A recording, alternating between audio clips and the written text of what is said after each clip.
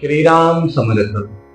श्री गणेशाला, शारदेला, समर्थ सद्गुरूंना वंदन करून क्षणभर नामस्मरण करू. श्रीमद देवी भागवत सारामृत कथेचे श्रवण करू.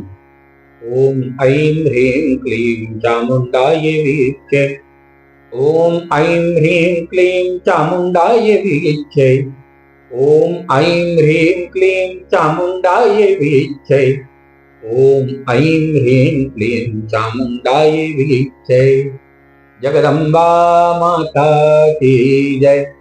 सर्वमंगल मांगल्ये शिवे सर्वार्थ साधिके शरण्ये त्र्यंबके गौरी नारायणी नमोस्तुते. श्रोते हो, नमस्कार. श्रोते हो, महर्षी व्यासांची स्वारी जन्मेजयाला, सुतांची स्वारी शौनकादिक मुनींना जगदंबेचं महात्म्य सांगत असताना जी कथा व्यासांनी जन्मेजयाला सांगितली ती कथा सांगत होते. जन्मेजयालाही अनेक प्रश्न पडत होते. त्या प्रश्नांची उत्तरं महर्षी व्यास देत होते. ज्यावेळेला वसिष्ठांचा आणि राजा निमीचा संवाद, एकमेकांनी एकमेकांना दिलेला शाप याचं वर्णन झालं, तेव्हा वसिष्ठांच्या पुनर्जन्माची कथा सांगितल्या गेली. त्यावेळेला जन्मेजयांनी महर्षी व्यासांना विचारलं, महर्षी, देहप्राप्तिर्वसिष्ठस्य कथिता भवता किल, निमे कथं पुनर्देहं प्राप्तवानिति मे वद. महाराज, तुम्ही मला वसिष्ठांच्या पुनर्जन्माबद्दल सांगितलं, पण राजा निमीला नंतर कोणता देह मिळाला ते तुम्ही सांगितलं नाही. ती पण कथा मला ऐकायची इच्छा आहे. तेव्हा महर्षि व्यास सांगायला लागले, राजा, वसिष्ठेन च संप्राप्त पुनर्देहो नराधिप, निमिनान तथा प्राप्तो देह शापादनंतरम. राजा, वसिष्ठांना तर नवा देह मिळाला, पण निमी मात्र तसाच राहिला. जेव्हा वसिष्ठांनी त्याला शाप दिला तेव्हा यज्ञकार्यात भाग घेतलेल्या ब्राह्मणांना मोठी काळजी लागून राहिली.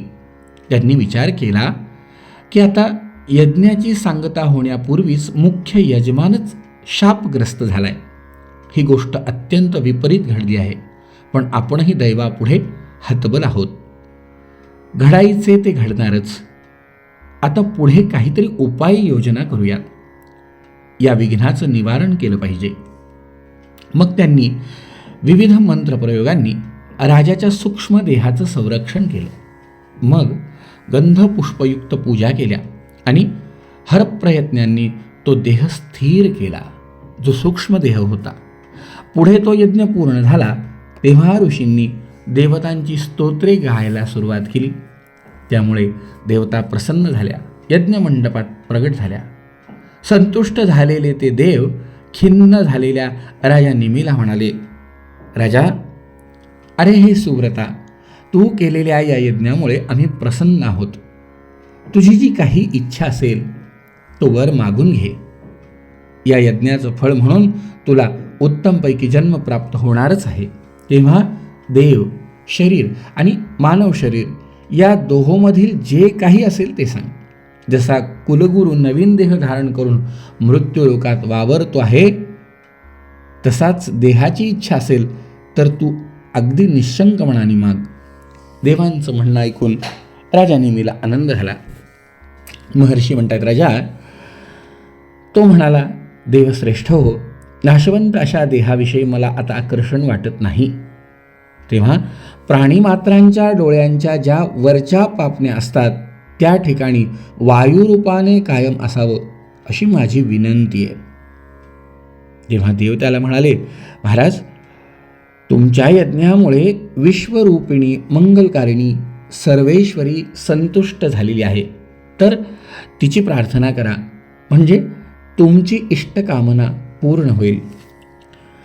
असा देवांचा अभिप्राय राजा निमीने ऐकला आणि मग राजाने त्या जगदंबेची स्तुती करण्याला सुरुवात केली. राजा त्या जगदंबेची स्तुती करू लागला. राजाची स्तुती ऐकली ती मंगलकारिणी सर्वेश्वरी संतुष्ट झाली. ती त्या ठिकाणी प्रगट झाली. कोटी कोटी सूर्यांसारखं तेज आणि असाधारण सौंदर्यवती अशा तिला पाहून सर्वांना धन्यता वाटली. राजा हात जोडून भगवती देवीला म्हणाला, माये, मला असे निर्मळ ज्ञान दे की ज्यामुळे चिरंतन मुक्ती मिळेल आणि जेणेकरून सर्व प्राणीमात्रांच्या नेत्रांच्या वरील पापणीमध्ये मला स्थान मिळेल. तेव्हा जगदंबा म्हणाली, राजा, नक्कीच तू म्हणतो तसं होईल. प्रत्येक प्राण्याच्या डोळ्यांच्या वरच्या पापणीत तू राहा.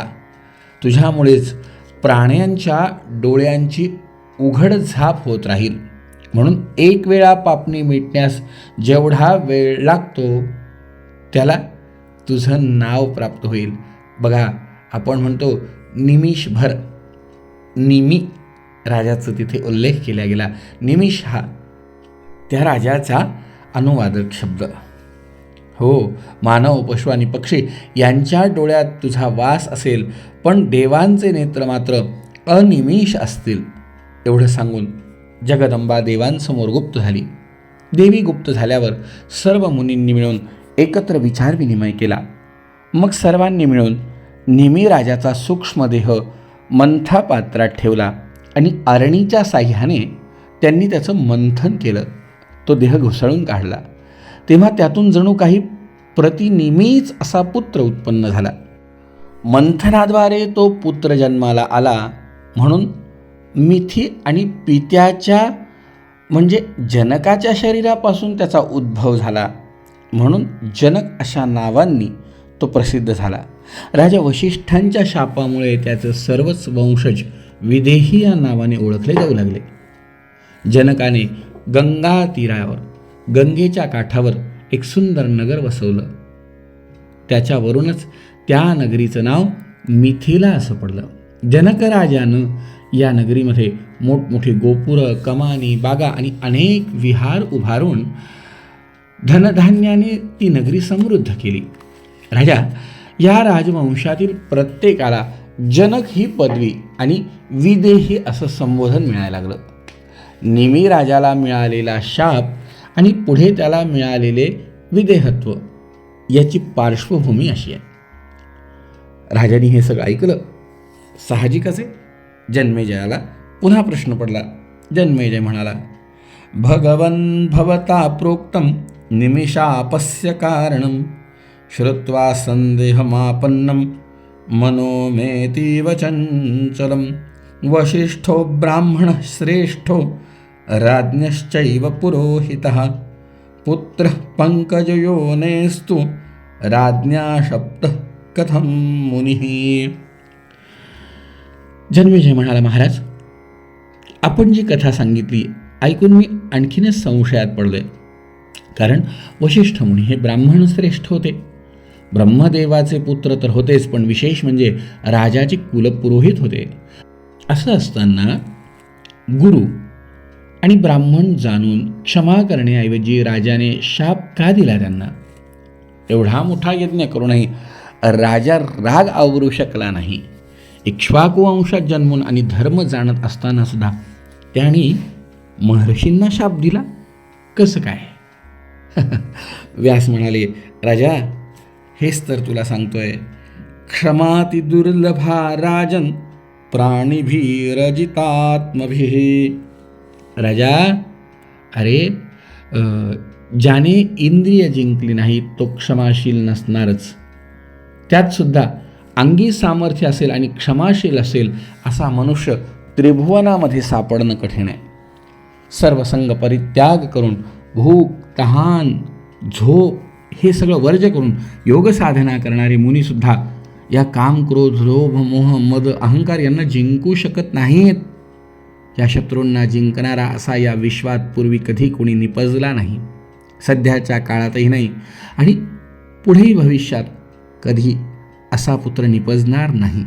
असा पुरुष पृथ्वी, स्वर्ग, ब्रह्मलोक, वैकुंठ एवढंच नाही तर कैलासात सुद्धा नाही. ब्रह्मदेवाचे 10,000 पुत्र, महर्षी आणि अनेकानेक मोठमोठे तपस्वी असे सर्वच या सत्व, रज आणि तम या गुणांनी जखडलेले. तिथे पृथ्वीवरच्या सामान्य मनुष्याचा पाड कसा असेल? राजा, तुला एक उदाहरण सांगू का? सुतांची स्वारी शौनकादिक मुनींना सांगते. महर्षी व्यासांनी राजा जन्मेजयाला एक उदाहरण सांगितलं. कपिल मुनी सांख्य योगशास्त्राचे प्रवर्तक होते आणि पवित्र होते. तरीही दैवयोग असा आला की त्यांनी सुद्धा रागाच्या भरात राजा सगराच्या मुलांना जाळून भस्म केलं होतं. राजा, या विश्वाची उत्पत्तीच अहंकारामधून झालेली आहे. त्यामुळे अहंकार हा मूळ कारण आणि संपूर्ण विश्व हे त्याचं कार्य आहे. हा परस्पर संबंध आहे. मग आता मला सांग की संसाराचाच एक भाग असणारे जीव अहंकारातून बाहेर कसे पडतील?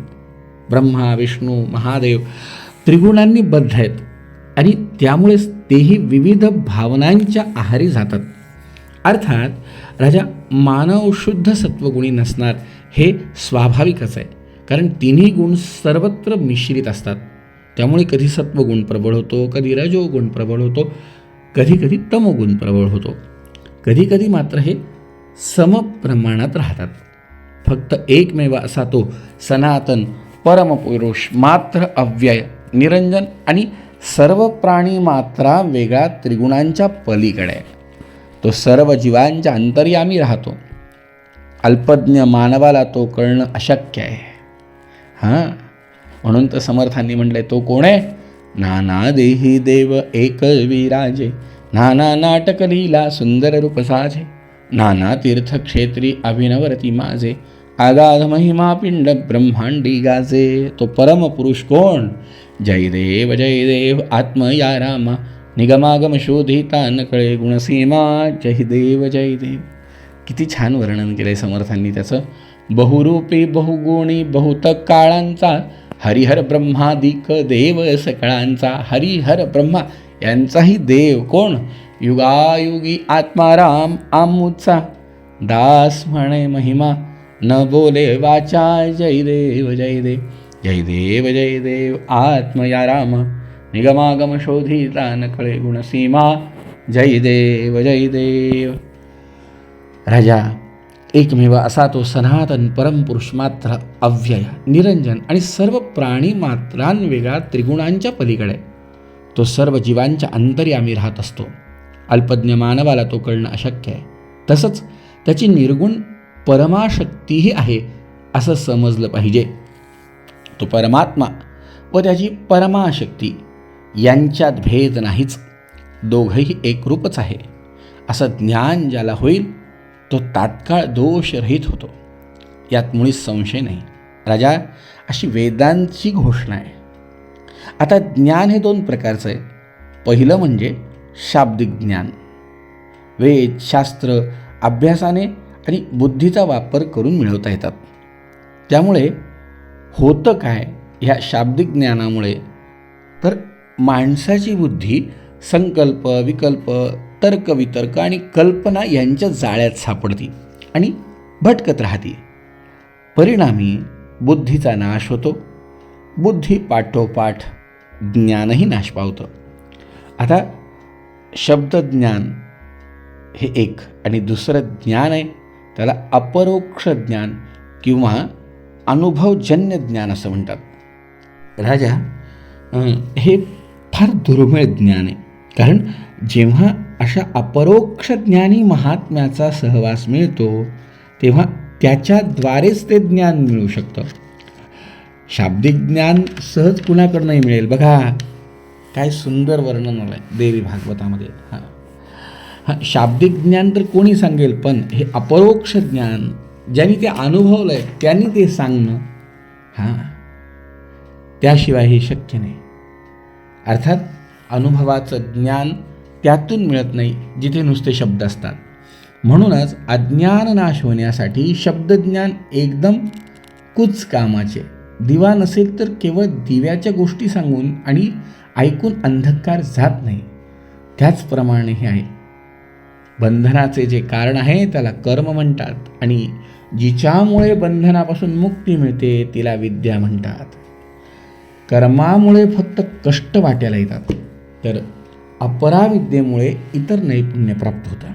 राजा, पण पराविद्येमुळे शील क्षमा धैर्य शांती परोपकार आणि संतोषांचा लाभ होतो. विद्या, तपश्चर्या आणि योगाभ्यास जर नसेल तर शत्रूंचा नाश होत नाही. कोणते शत्रू? काम, क्रोध, लोभ, मोह, मद, मत्सर यांचा नाश होत नाही. मानवी मन मुळातच चंचल आणि हट्टी आहे राजा. त्याच्या अधीन सर्व आहेत. म्हणूनच चांगलं वाईट असं आपल्याला लोकांमध्ये दिसतं. काम, क्रोध भाव मनात उत्पन्न होतात. मनावर ताबा मिळवला की मग हे भाव निर्माण होत नाही. यामुळे राजाने क्षमा केली नाही. भावतरंगामुळे राजा पूर्वी शुक्राचार्यांनी शाप दिला तरीही ययातीने क्षमा केली, पण निमीने मात्र तसं केलं नाही. ययातीने तर न रागवता वृद्धत्वाचा स्वीकार केला. स्वभाव वैचित्र्यामुळे कोणी एखादा राजा शांत स्वभावी असतो तर दुसरा एखादा क्रूर स्वभावी असतो. यात दोष कुणाला देणार?